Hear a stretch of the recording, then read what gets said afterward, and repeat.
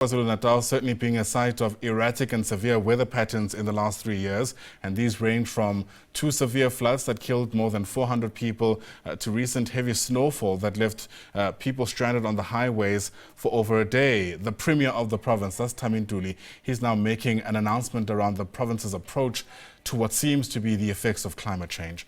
Let's listen in. We're in agreement, actually, with the approach for more research to be done in order to mitigate factors that contribute to climate change, especially using the technological means.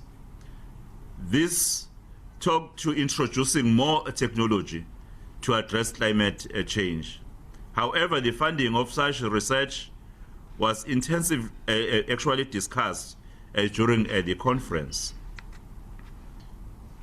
In my maiden state of the province on the 31st of July, I invited all sectors to a dialogue. I did so because I believe that socio-political and economic reconstruction only emerges from communities and sectors engaging in dialogues to find meaningful and lasting solutions to existing problems. In our context as KwaZulu-Natal, we must get ready for any eventuality, such as repairing and maintaining storm water systems, with an understanding of the need for business to collaborate in finding these initiatives, because we know that local government does not have enough funds to actually address the issue of the aging infrastructure. We cannot overstress the significance of traditional leaders in allocating safe land for residents and in the fight against raging wildfires. We must not live in flood lines, in dry riverbeds, because these may erupt in future with disastrous consequences. On the side of government, my view is that success will come when this is an all-government and multi-sphere approach, and all of us actually must budget adequately for disasters. That is a call I'm actually making. In this regard, I wish to make the following announcements. In the coming 4 weeks, I will launch the KwaZulu-Natal Climate Change and Sustainability Council that will create neutral channels for the engagement of a broad array of stakeholders. This will actually be broadened to include representatives from provincial government, traditional and Khoisan leadership, South African Local Government Association, and local government, non-governmental organizations, community-based organizations, businesses, yourself as the members of the media, the academia, and the leading experts. Also, our provincial government will host a climate change and sustainability dialogue. This will bring all the relevant stakeholders under one roof to emerge with a coordinated provincial response to climate change in the province. It is our mission to integrate ecosystem-based approaches into climate change adaptation and mitigation, the disaster risk reduction, and other strategic plans that need to be factored into localized programs. This broad insight will foster shared implementation of climate policy and programs to build a resilient and adaptive society and economy in KwaZulu-Natal.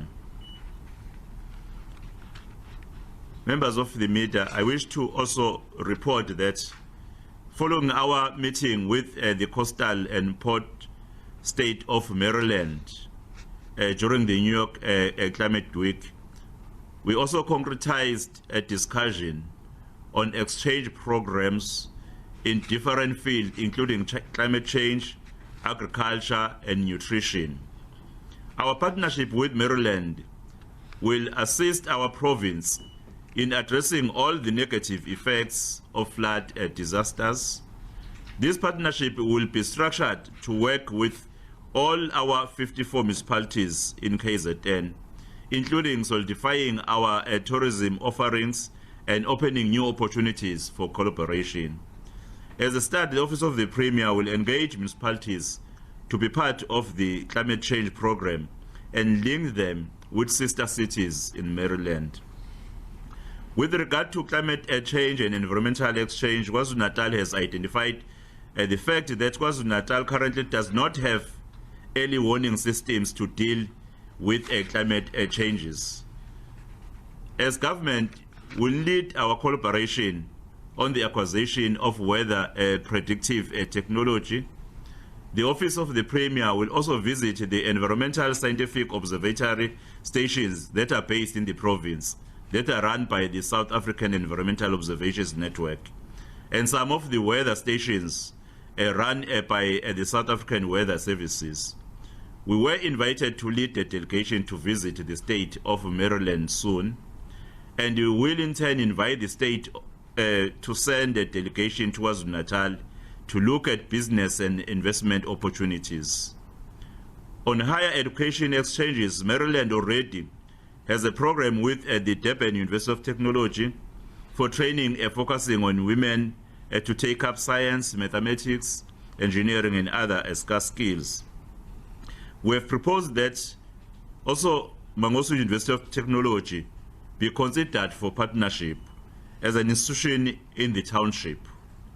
This intervention will transform the lives of the formerly disadvantaged communities. The Office of the Premier is to further identify TVET colleges who will join the exchange. Research funding for technological intervention in the fight against climate change is crucial, and we continue to urge academic and research institutions to lead us in this area. In conclusion, our response to the reality of climate change is based on just a transition, balancing climate adaptation and mitigation with job creation and balanced socio-economic development. Our province is committed to a clean energy mix that will reduce greenhouse emissions and strengthen energy security for citizens in both rural and urban areas. Through the best technologies, the province must establish a resilient path that afford all citizens the opportunity to benefit from a green economy that truly leaves no one behind. Let not this earth burn to ashes under our watch. Let all the people of KwaZulu-Natal rise to meet the challenge of climate change, because it's a reality which all of us will need to stand up and stand together on a journey to actually save the lives from the unprecedented climate change. Thank you. Thank you so much, Honorable Premier, for these clear interventions. Indeed, we can see that your week-long trip abroad was worth it, and we see the results that have come with it. Let me take this opportunity, then, Honorable Premier, to give over to the members of the media, those who may have questions. The Honorable Premier is available to take those. You can just sit by the show of hands. Thank you. Jade? Yes. Okay, Jade Falls from the SABC Premier. I just have two questions for you. Thank you for that address. Mine is just to ask you that we've got issues of spatial planning in KwaZulu-Natal. It's a long-standing issue where we've got communities living in low areas as well as bridges. Unfortunately, those people do not want to be moved because they want employment in the city. We know this. We've covered it extensively as the media as well. How are you going to try and bring across this message of climate change to those communities who do not want to move from those particular areas, who are the vulnerable people that you speak of? My second question is, the midterm budget has been released. Are you in any way going to be asking for additional funds to assist with KZN? Because like you said, we've had several catastrophes, we've had floods, we've had snow, we've had tornadoes. We're still trying to pick up the pieces as a province. So will you be requesting any funds from national? Thank you. Thank you, Jade. Do we have another hand? Yes, SABC. Yes, I think just also to add on Jade's list of questions, the issue around infrastructure, when are we going to be seeing that addressing the issue of aging infrastructure here at the KZN municipality? I mean, it's been an issue that has been going for quite some time. Is there a time frame that this council that is going to be launched that basically that they have in order to address the issue of aging infrastructure? Because every time when there are these floods, it's always an issue, and we do know that in areas like Quarry Road, they are still having an issue of infrastructure that has not been attended to. So should another flood occur of that nature, is this a council that is going to be launched? Is it going to be able to address it accordingly? Thank you, Ms. Kumar. Abang Sash Bando. Please let you introduce yourself, kindly. Oh. Thank you. Yes, sir. Kindly introduce yourself. Then Thanks, Premier. My name is Sumlango from Inclement Weather. Premier, in 2022, we had severe floods. And we are like 2 years behind the schedule. Should there be, like the SABC is asking, if there is anything that needs to be done to respond to the national disaster, which is that we are facing, how long will this take if we're already 2 years behind in the schedule? thank you so much. And let me pause on that and give an opportunity to the Honorable Premier. Then we're going to have a final round after that as well. Honorable Premier, thank you.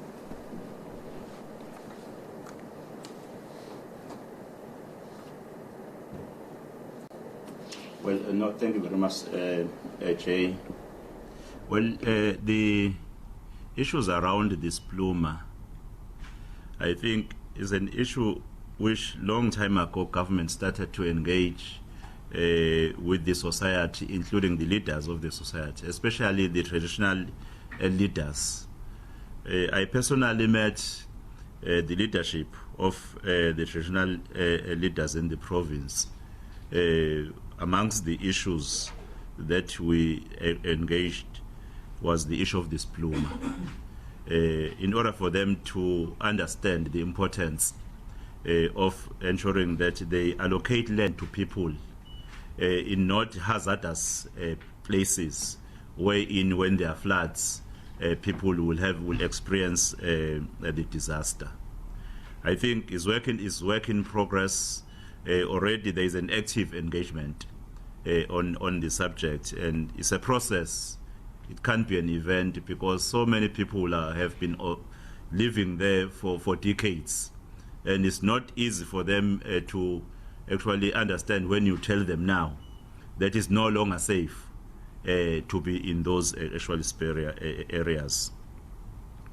On the issue of the additional funds, I think is one of the issues in the conference we spoke about, that really we need to secure funds that will help us to address issues that impacts negatively to the lives of the people due to climate change, even to mitigate climate change itself.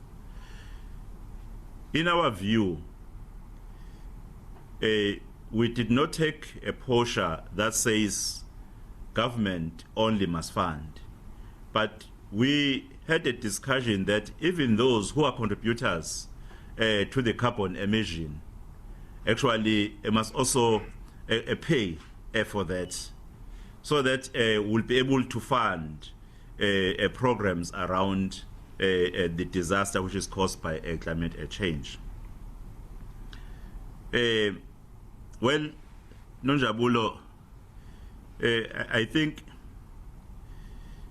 the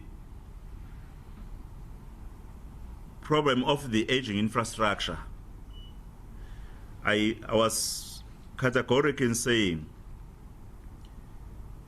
there is a problem of funding in municipalities. I think it's a well-known problem that municipalities do not have adequate funds to deal with the service delivery backlog. Hence, it's important that the private sector is also invited to cooperate on the issues around the aging infrastructure. Well, regarding the time frame, I don't think we will be honest to give any time frame to any sphere of government to address the issue of the aging infrastructure, because that is dependent on the availability of funds. However, the important dialogue to cause them to attend to the aging infrastructure is what is taking place. I remember that even while I was the chairperson of SALCA, we had this discussion with the private sector that they must come on board to support municipalities since they do not have sufficient funds. Well, I think, Spuseso, I've also responded directly or indirectly to your question that what I've announced today are actually initiatives to make everyone understand how serious this is, because even yourself as members of the media, you may be worried that they may decide to call a media briefing for only the issue of the climate change, not understanding the realities that we're faced with. In fact, if there is one thing we're to put everything aside and focus to, is this problem of climate change. I think we have seen what happened here in Durban, the number of the people who were lost due to the climate change. Even recently, you have seen the number of people who are keeping on actually losing, and we're all not safe.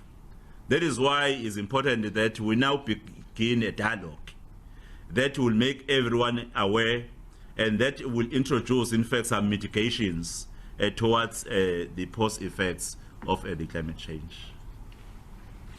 Thank you, Honorable Premier. I see Jade has a follow-up question. Can I also note other hands so that we take this one last round and then we can conclude? Jade, yes. Okay.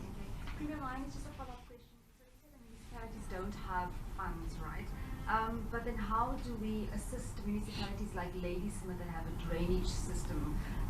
Etiquette, every time we're seeing these floods, we're finding that there are places that are being flooded. So if we don't start with the basics, which is our drainage system and sorting out our municipalities, then how do we, how do we fight this climate change? It's all good and well to talk about erecting a council that's going to deal with the issues, speaking to the communities, but if we don't get to the grassroots issues, which is the aging infrastructure of our municipalities, then how do we fight it? Well, Jane, I mentioned that the spheres of government need to budget adequately to address issues around climate change. As part of that is a budget that will deal with the issue of stormwater drainage system. We will be urging municipalities to ensure that they budget with the legal budget they have, but it's important that they ring fence a budget, a significant budget, to address the issues of climate change. Hence I said, if there's really one thing to prioritize now, is this issue of climate change. And it's important then that we budget for that. Thank you.